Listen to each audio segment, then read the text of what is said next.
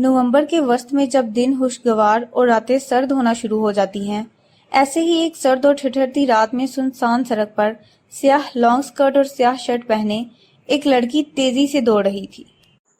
اس کے چہرے پر صرف ایک تاثر تھا، خوف کا، انتہا خوف، بالکل ویسا جیسے کوئی انسان موت کو اپنے تعاقب میں دیکھ کر محسوس کرتا ہے۔ تیز تیز دوڑنے سے اس لڑکی کے لمبے بال ہوا میں اڑ رہے تھے۔ تبھی وہ لڑکی سڑک پر دوڑنے کی بجائے سڑک کے اطراف میں بنے جنگل کی طرف مڑ گئی۔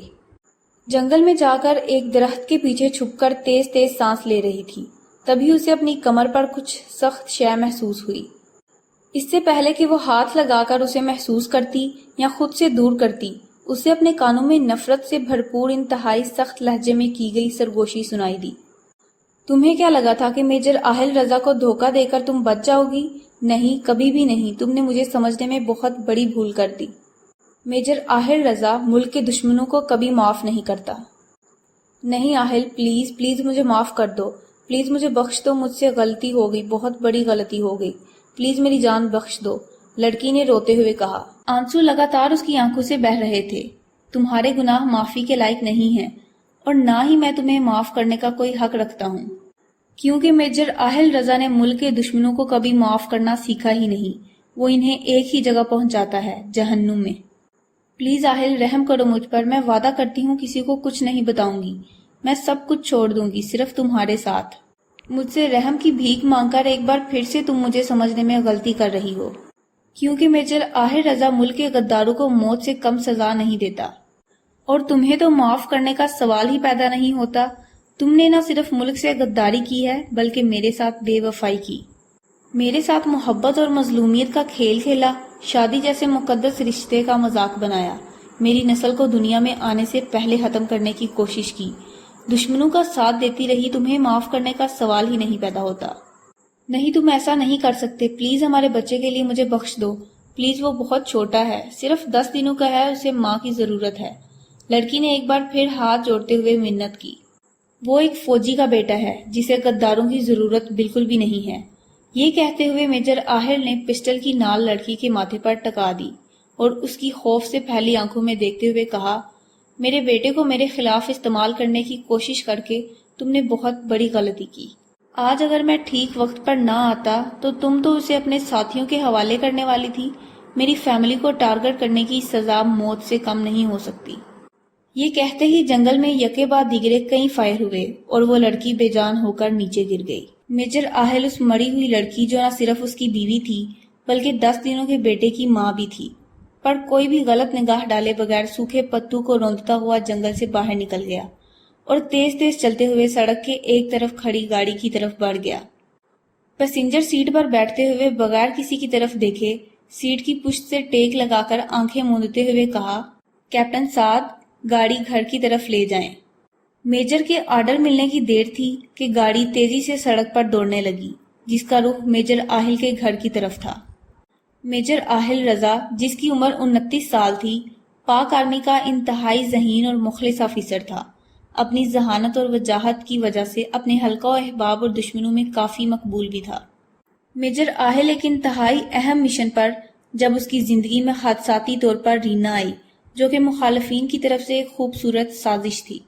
رینا سے شادی آہل نے اپنے بابا، جو کہ ریٹائرڈ کرنل تھے اور اسلام آباد میں رہائش پذیر تھے، کو بتائے بغیر کی تھی، جس کی وجہ سے وہ آہل سے ناراض بھی تھے۔ آج ہی آہل کو رینا کی سچائی پتہ چلی اور اس نے اپنے سینئر آفیسر سے بات کر کے ان کی اجازت ملتے ہی بغیر کسی رشتے یا احساس کی پرواہ کیے سے انجام تک پہنچا دیا۔ ایک چھوٹے سے کمرے کے درمیان میں ایک نسوانی وجود بے چینی سے ٹہل رہا تھا، جس کے کان باہر کی طرف لگے ہوئے تھے۔ چلنے سے سرخ پونی میں بندھے لمبے سیاہ بال ادھر ادھر ہل رہے تھے۔ تھک کر ایک گہری سانس بھرتے ہوئے اس لڑکی نے اپنے لمبے بالوں کو اپنے بائیں کندھے پر رکھا اور کمرے میں رکھی اکلوتی چارپائی پر بیٹھ گئی۔ اپنی سیاہ غزالی آنکھیں دروازے پر ٹکائے دائیں ہاتھ کے انگوٹھے کے بڑے ہوئے ناخن کو اپنے دانتوں پر مارنے لگی، جو کہ اس کا انتہائی ٹینشن اور گھبراہٹ میں کیا جانے والا بے ساختہ عمل تھا۔ تبھی اسے بند دروازے کے باہر آواز سنائی دی، حور، میں جانے لگا ہوں، ٹھیک 1 گھنٹے بعد آؤں گا، تب تک تیار رہنا، اور خبردار جو تو نے کوئی گڑبڑ کرنے کی کوشش کی، ماں قسم اسی وقت تیرا گلا گھونٹ دوں گا۔ آواز سنتے ہی لڑکی کی سانس رک رک کر آنے لگی اور اپنے سفید اور خوبصورت ہاتھوں سے آنسو صاف کرتے ہوئے نم لہجے میں کہا، جی چاچا۔ قدموں کے چاپوں کی دور جاتی آواز سن کر حور نے بند دروازے کی سوراخ سے باہر جھانکا اور اپنے چاچا کے گھر سے باہر نکلنے کا یقین کر کے اپنی رکی ہوئی سانسیں بحال کیں اور تیزی سے بیگ میں کپڑے، تھوڑے سے زیور اور الماری میں موجود کچھ پیسے رکھنے لگی۔ اس لڑکی کا نام حوریہ عثمان ہے، جو کہ اس گھر میں اپنی ماں اور ستیلے چاچا، جو کہ اس کا ستیلا باپ بھی ہے، کے ساتھ رہتی ہے۔ جب تک اس کا باپ زندہ تھا، حوریہ اپنے آپ کو دنیا کی خوش قسمت ترین لڑکی سمجھتی تھی، لیکن ایک ایکسیڈنٹ میں اس کے باپ کی اچانک موت کے بعد حوریہ اور اس کی ماں پر مصیبتوں کا طوفان ٹوٹ پڑا۔ گھر پر قبضہ کرنے کی خاطر حوریہ کے ستیلے چچا نے، جو کہ نشہ کرنے اور جوا کھیلنے کا عادی تھا، زبردستی اس کی ماں سے شادی کر دی اور انکار کرنے کی صورت میں حوریہ اور گھر سے لا تعلقی اختیار کرنے کو کہا۔ مجبور ہو کر حوریہ کی ماں نے شادی تو کر لی، لیکن ایک بھی لمحہ سکون سے نہیں گزارا۔ 4 دن پہلے حوریہ کے چچا نے حوریہ کو جوے میں ہار دیا اور زبردستی اس کا نکاح اپنی عمر کے جواری سے کرنے لگا، جو کہ حوریہ کی ماں کی موت کی وجہ سے وقتی طور پر رک گیا، لیکن کل رات اس کے چاچا نے اس کے دوبارہ اس کے نکاح کی جان لیوا خبر سنائی۔ حوریہ نے نکاح سے بچنے کے لیے گھر سے بھاگ جانے کا فیصلہ کیا اور اب وہ اپنے چاچا کے گھر سے نکلنے کا انتظار کر رہی تھی۔ بیگ اٹھا کر اور بڑی سی سیاہ چادر سے منہ ڈھانپ کر گھر سے باہر نکل گئی۔